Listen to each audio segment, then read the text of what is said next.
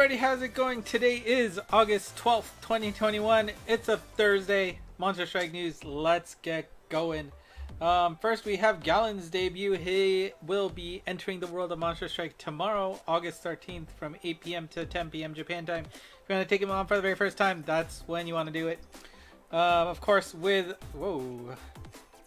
There we go. With the appearance of this new Bakuzetsu quest, we are taking on the Treasure 9 as well. There are 9 positions on Gallon there. One of them is a weak point. If you hit that, you will get all 9 items on the left at once. If not, you have to keep clearing it one at a time until you get it. Once you hit the weak point, you'll also get a nice good job sticker featuring Gallon himself. Also, on the 18th, that ends with the 8, so you know what that means. It's Boat Day. Boat Day will be allowing you to get those 3 items at a discounted price of only 100 mysterious stones, and you get the ability to fish twice. Hopefully you aren't slacking on finishing that off. I've been slacking the last few days, so hopefully that's fine. We are also getting a new stage for the Uncharted Lands Mikai no Daichi. That is level 24 that you can start taking on. For those of you who have been able to finish all the levels properly, that is available for you. Good luck. Also, Helheim enters her 1-year anniversary in entering the game. That means you get a special item available that you can purchase for her stage before you begin. For her stage, it will be to delay all enemies on the start of a map by 1 turn. So, if you have been having some trouble, take advantage of this. Her next appearance will be on August 20th, noon, Japan time. Also, we have a new Shin Chokyukyoku quest featuring Shin Horus. I think the art looks pretty good. Now, of course, when you take on these stages, it is quite difficult. You do have to make sure you clear the Kyukyoku quest first, which is where you're going to be farming for her, and then try to clear the Chokyukyoku once to unlock that special to be able to unlock her Evo form that you can eventually use to max luck her with. It's really hard, usually isn't worth it, so I usually end up giving up on those quests, so whatever. Anyways, now the big news for the day is going to be that we are getting the Monst Summer 2021 event. That means the Alpha series. The 3 monsters this time is Jumonji Raiba Alpha, Azatoth Alpha, and Nasu no Yoichi Alpha. Those 3 monsters will be joining the gacha on August 14th all the way up until September. So now I'm sure you're asking, what are these monsters like? Well, before we get there, I know people will be probably asking, are the old alphas gachas returning? Yes, the answer is yes. For 2015, 2019, and 2020, there will have those individual banners up. So if you want to roll for the one of those specific ones, you can. But do know that they will be only available for a limited time, only from the 16th to 19th. Make sure you spend your orbs, if you want, on those gachas.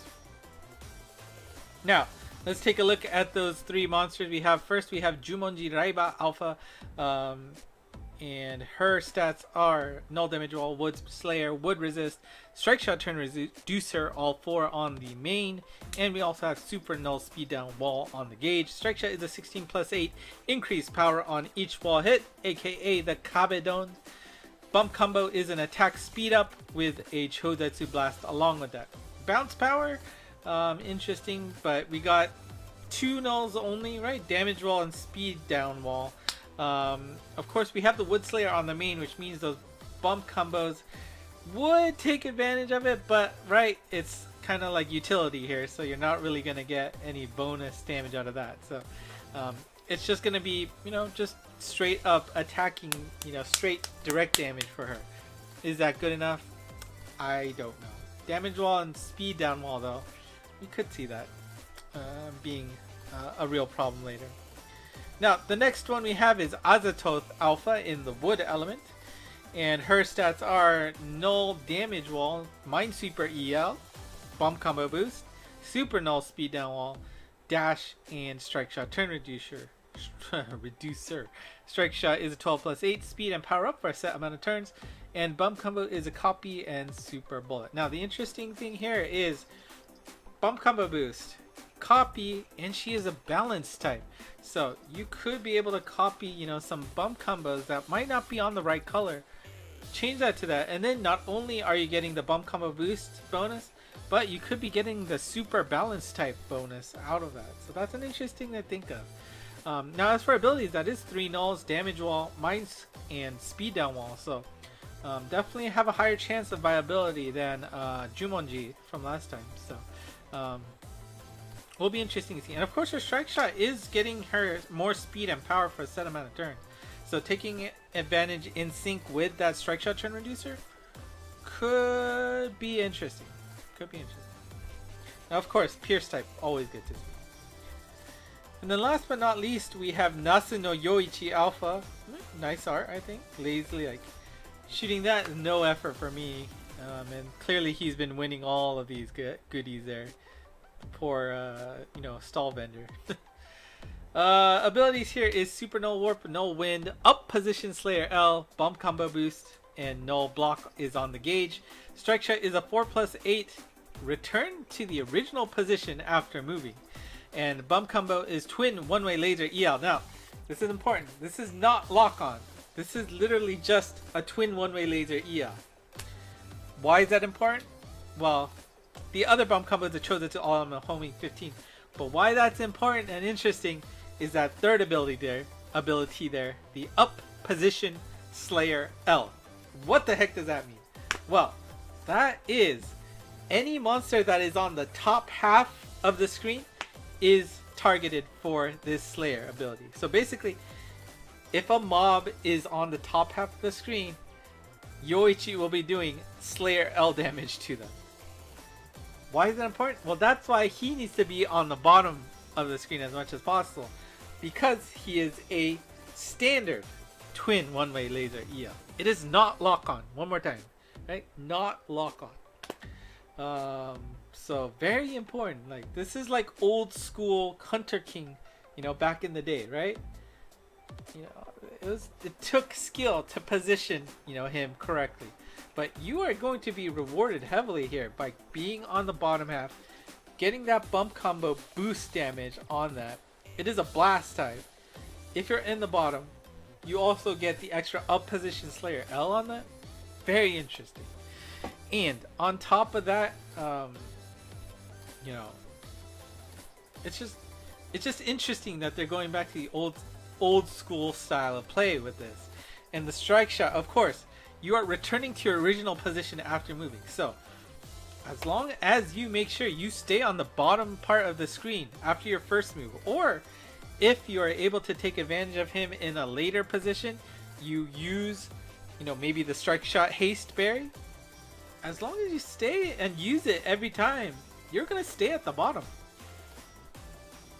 Now, what's gonna be important is what, you know, attack multiplier might come with him for getting that 4 plus 8, right? If you are able to hold it for 2-3 turns, making sure that Yoichi ends up at the bottom of the screen, how are you going to be rewarded? That's going to be very interesting to see. I am very excited to see how this guy ends up working. Now, of course, his abilities, you got Warp, Wind, and Block, which, you know, Warp and Wind usually isn't a strong, you know, gimmick combo, but I don't know. It could happen. Again, this is very interesting set. I hope I can pull him and just see how he plays. Very, very interesting. The drop monsters here, we got Samaira.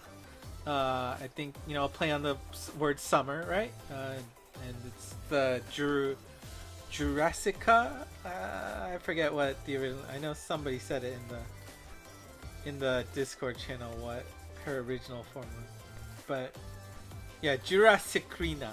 Yeah, Jurassicrina. And let's see. Oh, I lost. There we go. The other two drop monster is going to be Suika Waurin. You know, play on, you know, it's kind of a summer thing in Japan, right? I don't think anybody else does, but where you blind for yourself and you try and break a watermelon with a stick. So that's what this is referencing. Suika Wari, right? Suika Wari. And then the dark monster there is Tohina. I'm not sure what that's a play on, but let's see. The original monsters for these two folks are what? Ruan and Tintolot. I'm gonna trust whoever said that. So.